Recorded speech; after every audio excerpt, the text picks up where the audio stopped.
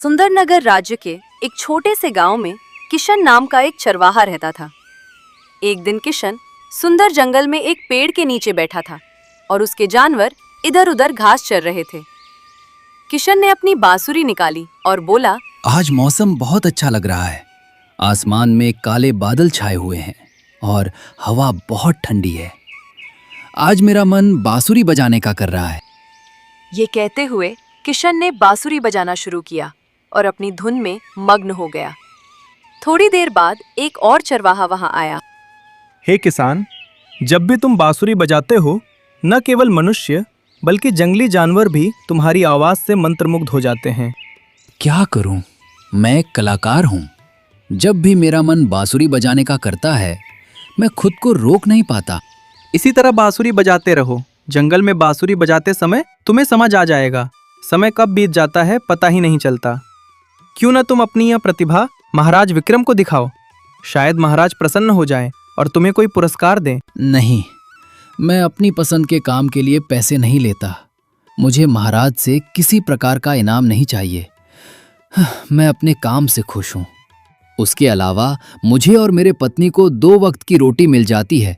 यही मेरे लिए काफी है। दूसरा चरवाहा चला गया। कुछ समय बाद किशन अपनी गायों, बकरियों और भेड़ों के साथ अपने गांव लौट आया। घर पहुंचकर उसने अपनी पत्नी राधा को सारी घटना बताई। तुम और तुम्हारी बांसुरी। बेशक दूसरा चरवाहा सही था। अगर महल का राजा तुम्हारी बांसुरी की मधुर धुन सुन ले तो पूरी जिंदगी मवेशी चराने से कहीं बेहतर होगा। तब वो प्रसन्न होगा और तुम्हें कोई इनाम देगा। इससे हमारा भाग्य बदल सकता है। क्या तुम्हें लगता है कि पैसा आने से किस्मत बदल जाती है? देखो राधा, चाहे तुम्हारे पास सोने का महल हो और ढेर सारे सोने के सिक्के हों, तुम्हारा पेट 2 रोटियों से ही भरेगा। तुम कभी भी सोने के सिक्के और महल नहीं खा पाओगी। वाह वाह, जब भी मैं पैसे के बारे में बात करता हूँ, आप मुझे ज्ञान देना शुरू कर देते हैं। तभी राधा और किशन के कानों में एक आवाज पड़ी। सुनो सुनो सुनो। ऐसा लग रहा है कि बाहर महल से कोई घोषणा हो रही है। हमें जाकर देखना चाहिए। राधा और किशन अपने घर से बाहर आए। सुंदरनगर का एक सिपाही घोषणा कर रहा था। महाराजा विक्रम तुम्हारे गांव के पास के जंगल में ठहरे हुए हैं। वे गांव के किसी भी बहादुर युवक को बड़ा इनाम देना चाहते हैं जो उनके पालतू शेर को हरा सके। ये सुनकर किसान हंसने लगा, लेकिन गांव के सभी लोग डर गए। सिपाही ने घोषणा करके वहां से प्रस्थान किया।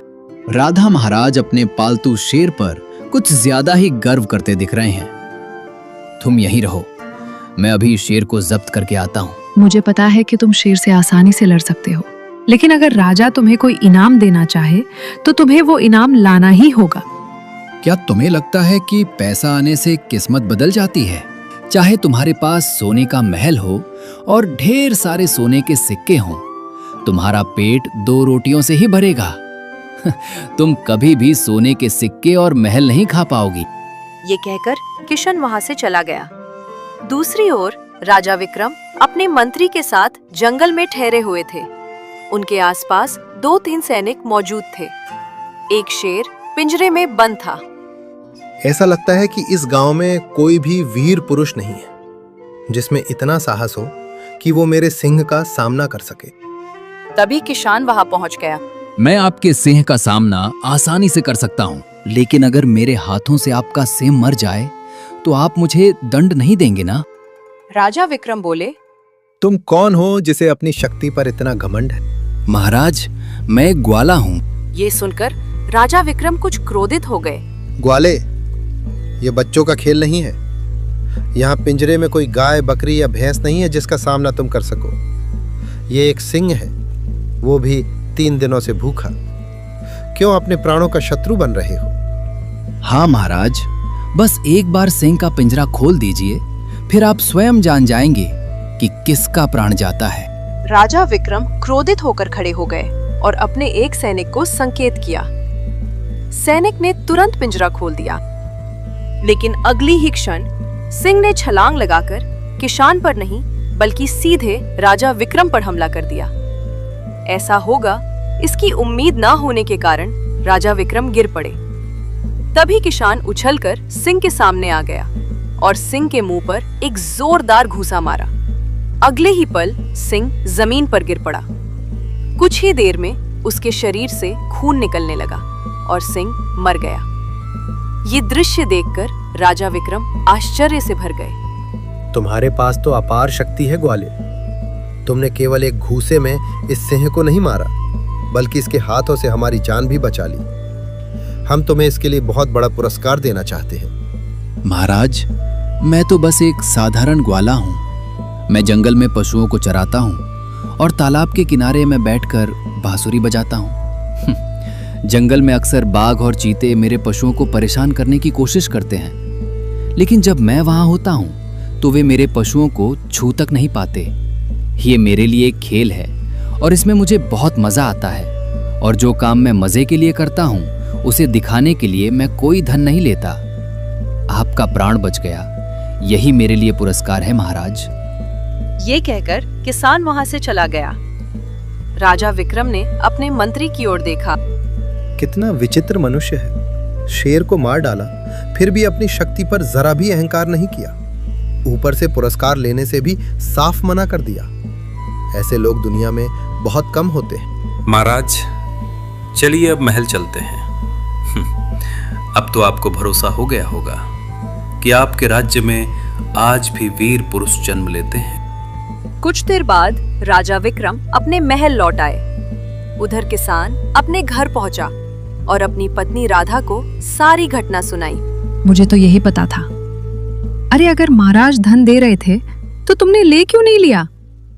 उन्होंने तुम्हें पुरस्कार देना चाहा और तुम उसे ठुकरा कर चले आए। किसान कुछ कहने ही वाला था कि राधा ने हाथ उठाकर उसे रोक दिया।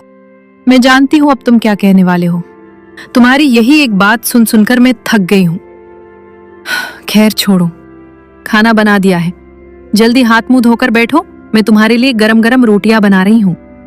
किसान हंसते हंसते हाथ मुंह धोने चला गया। कुछ देर बाद रात हो गई और किसान अपनी पत्नी राधा के साथ सो गया। उधर एक घने जंगल के भीतर एक खंडहर में एक व्यक्ति सैनिक जैसी वेशभूषा में आग जलाकर मंत्र पढ़ रहा था। उसके चारों ओर इंसानी कंकालों की खोपड़ियां पड़ी थीं। कुछ देर बाद उसने आग में कुछ डाला, जिससे आग और भड़क उठी। वह व्यक्ति सेनापति बलराम था। हे राक्षसराज, प्रसन्न हो जाओ। मैंने तुम्हें खुश करने के लिए अनेक लोगों की बलि दी है। अब तो तुम्हें मुझे शक्ति देनी ही होगी। इतना कहते ही जलती लकड़ियों से काला धुआं उठा और अगले ही पल वह धुआं राक्षस का रूप ले बैठा। आखिरकार तूने मुझे प्रसन्न कर ही लिया। बता सेनापति बलराम, तू क्या चाहता है? मैं सुंदर नगर राज्य पर शासन करना चाहता था, लेकिन मेरे उद्देश्य को समझकर राजा विक्रम ने मेरा अपमान किया और मुझे राज्य से निकाल दिया। उन्होंने मुझे धोखे से निर्वासित कर दिया। वे सोचते हैं कि मैं बदला नहीं लूंगा। मुझे बदला चाहिए, बदला। ये सब मैं जानता हूँ। बता तू चाहता क्या है? मैं चाहता हूं कि मैं इतना शक्तिशाली बन जाऊं कि दुनिया का कोई भी हथियार मेरे शरीर को भेद ना सके, और जिस पर भी मैं आक्रमण करूं वो कभी विफल ना हो। राक्षस गहरे विचार में डूब गया, फिर बोला, ठीक है, जा, मैं तुझे एक अस्त्र देता हूँ। अचानक सेनापति बलराम के हाथ में एक तलवार दिखाई दी। इस तलवार से तू जिस पर भी वार करेगा वो जीवित नहीं बचेगा। ये कहकर उसने बलराम को कुछ जादुई शक्तियां भी दे दी। मैंने तेरे शरीर पर एक सुरक्षा कवच चढ़ा दिया है। अब कोई भी शस्त्र या अस्त्र इसे भेद नहीं सकता। केवल एक ही अस्त्र है जो इसे भेद सकता है, जो काली गुफा के भीतर मिलता है। ये सुनकर बलराम चौंक गया। क्या कोई ऐसा अस्त्र है जो तुम्हारे बनाए सुरक्षा कवच को भी भेद सके? हाँ, वो एक तलवार है। कोई साधारण तलवार नहीं, देवताओं की तलवार। वो काली गुफा के भीतर एक तालाब में सुरक्षित रखी है। आज तक कोई मनुष्य उसे प्राप्त नहीं कर सका। वो तलवार केवल वही पा सकता है जिसका मन लोभ से मुक्त हो, जो अपने जीवन में संतुष्ट हो और जो बड़े से बड़े खजाने को भी ऐसे टुकरा दे जैसे उसका कोई मूल्य ही ना हो। फिर वह काले धुएं में बदल गया और गायब हो गया। अगले दिन राजा विक्रम अपने सिंहासन पर दरबार लगाए बैठे थे। तभी वहां काला धुआं छा गया और उसी धुएं से सेनापति बलराम प्रकट हुआ। ये कैसे संभव हुआ? बता, तेरे भीतर ये जादुई शक्तियां कहां से आईं? मैंने तो तुझे दंड देकर अपने राज्य से निकाल दिया था। विश्वासघाती, वो कल की बात थी महाराज। आज समय बदल चुका है। अब इस सिंहासन पर या तो तुम बैठोगे या फिर मैं। कौन सिंहासन पर बैठेगा और कौन नहीं, इसका फैसला मैं अपने भविष्य पर छोड़ता हूं। भविष्य में क्यों जा रहे हो विक्रम? मैं तुम्हें अभी इसी क्षण युद्ध के लिए चुनौती देता हूं। कुछ ही पलों में यह तय हो जाएगा कि सिंहासन का असली हकदार कौन है। राजा विक्रम ने तुरंत अपनी तलवार उठाई और बलराम पर वार कर दिया, लेकिन तलवार उसके शरीर को छू तक नहीं सकी। आखिर तू कौन सी शक्ति प्राप्त करके आया है सेनापति? मूर्ख राजा, जब तेरे पास आया हूं तो खाली हाथ नहीं आया हूं। ये कहते हुए बलराम ने अपनी जादुई तलवार से विक्रम पर हमला कर दिया। राजा विक्रम चीखते हुए जमीन पर गिर पड़े। मंत्री, अब इस राज्य का राजा मैं हूं। फैसला तुम करो। तुम्हें भी राजा विक्रम की तरह मरना है या मेरे पक्ष में रहोगे? नहीं नहीं नहीं, मैं तो उसी महल का मंत्री हूँ। मुझे राजा कौन है उससे कोई फर्क नहीं पड़ता। अगर आप राजा हैं तो मैं आपकी दास्ता स्वीकार करता हूँ। लेकिन पहले जाकर देखो विक्रम जीवित है या मर चुका है। मंत्री डरते डरते विक्रम के पास गया, उनके शरीर की जांच की और बोला, महाराज अभी जीवित है, उनकी सांस चल रही है। तो क्या हुआ? कोई बात नहीं, मेरी तलवार उस पर चल चुकी है, अब वो नहीं बचेगा। मैं अपनी तलवार को दोबारा गंदा नहीं करना चाहता। इसे जंगल में फेंका। मंत्री ने सैनिकों की मदद से राजा विक्रम को घने जंगल में भिजवा दिया। समय बीतता गया और बलराम ने खुद को राजा घोषित कर दिया। उसने प्रजा पर अत्याचार शुरू कर दिए। दूसरी ओर राधा चिंतित बैठी थी। उसी समय किशन घर पहुंचा। क्या हुआ राधा, तुम इतनी परेशान क्यों हो? तुम ऐसे बोल रहे हो जैसे कुछ जानते ही नहीं। क्या तुम्हें कोई खबर नहीं? हमारे महाराज विक्रम को उनके ही सेनापति ने मार डाला और खुद सिंहासन पर बैठ गया। जब से वो राजा बना है, प्रजा का जीवन नर्क बन गया है। राधा, राजमहल में ऐसा ही होता है। कोई हमेशा राजा नहीं रहता। कल विक्रम का राज था, आज बलराम का है, कल किसी और का होगा। इसमें इतना सोचने की क्या जरूरत है?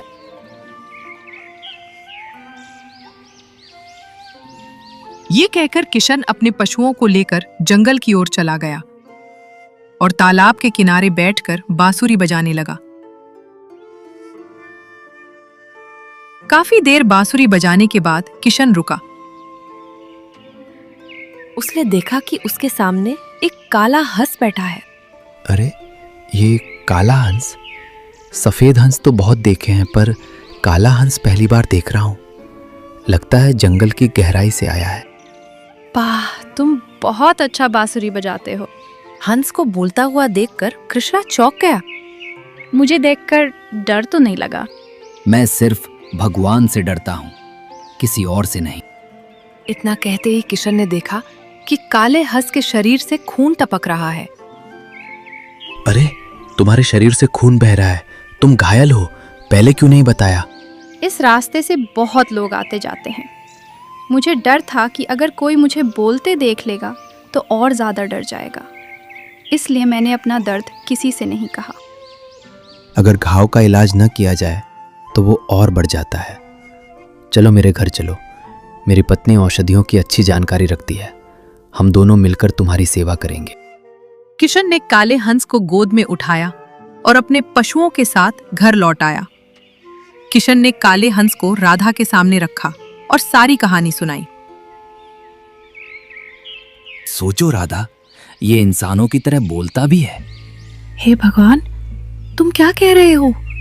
ये तो काला हंस है और ऊपर से इंसानी आवाज में बोलता है। कहीं ये कोई राक्षस तो नहीं? नहीं राधा, ये कोई राक्षस नहीं है। अगर राक्षस होता तो मासूम बनकर मेरे पास क्यों आता? इन बातों को छोड़ो, देखो इसके शरीर पर कितने घाव हैं। इलाज जरूरी है। क्या तुम सच में इंसानी आवाज में बोल सकते हो? हाँ, मैं हंस होकर भी इंसानी आवाज में बोल सकता हूँ। राधा डर गई। डरो मत, बेचारे का इलाज करो।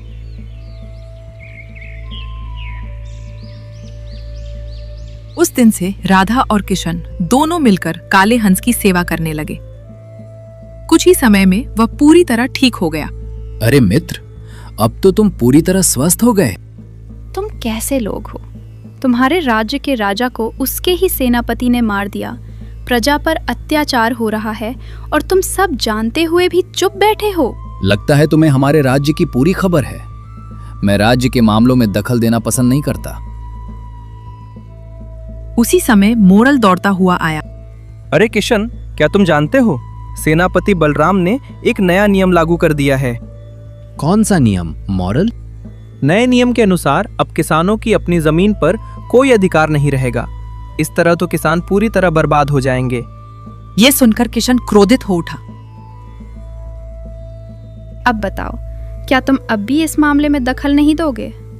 कल शायद वो सबके गाय, बकरी और पशु भी छीन लेगा।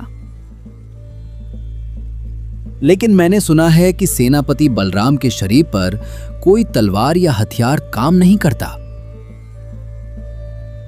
इसका एक उपाय है। क्या तुमने काली गुफा का नाम सुना है? काली गुफा? हाँ, सुना तो है, लेकिन डर के कारण वहां कोई जाता नहीं। ठीक कहा तुमने। उस तालाब के भीतर देवताओं की तलवार है। कहा जाता है कि उस तलवार से यदि वरदान प्राप्त व्यक्ति पर भी वार किया जाए तो वो भी मर जाएगा।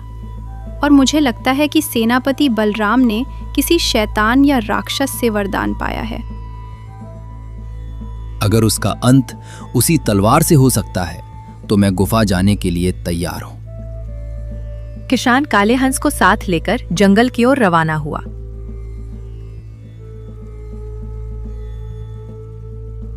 कुछ देर बाद किसान और काला हंस काली गुफा के प्रवेश द्वार पर खड़े थे। चारों ओर भयावह सन्नाटा छाया हुआ था। किसान निडर होकर काले हंस को साथ लेकर गुफा में प्रवेश कर गया। गुफा के भीतर एक बहुत ही अजीब तालाब था, जो अंधेरे में सुनहरी किरणों से चमक रहा था। मैं एक जादुई शक्ति हूँ। यदि तुम्हें तलवार चाहिए तो पहले मेरे प्रश्नों का उत्तर देना होगा। ठीक है, पूछो। क्या तुमने कभी अपने हाथों से किसी शेर को मारा है? हाँ, मारा है। एक ही घूसे में मैंने शेर का काम तमाम कर दिया था।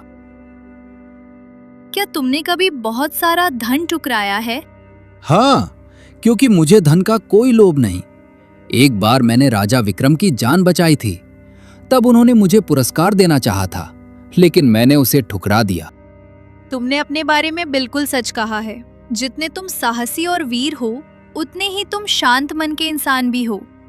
ये कहते ही रंग बिरंगी किरणें फैल गईं और देवताओं की तलवार दिखाई दी।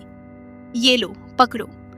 जब तुम इस तलवार से उसका अंत करोगे, तब ये तलवार तुम्हारे हाथ से अदृश्य हो जाएगी और इसी स्थान पर वापस लौट आएगी। किसान काले हंस को साथ लेकर सीधे राजमहल की ओर चल पड़ा।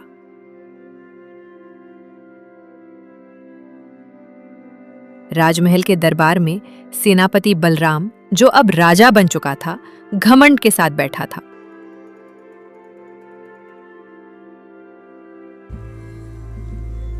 उसी समय किसान सीधे दरबार में पहुंचा और सेनापति बलराम को युद्ध के लिए ललकारा। बहुत हो चुका।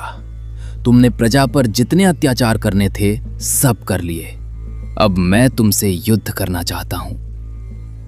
लगता है तुम कोई मूर्ख हो। मेरे बारे में कौन नहीं जानता?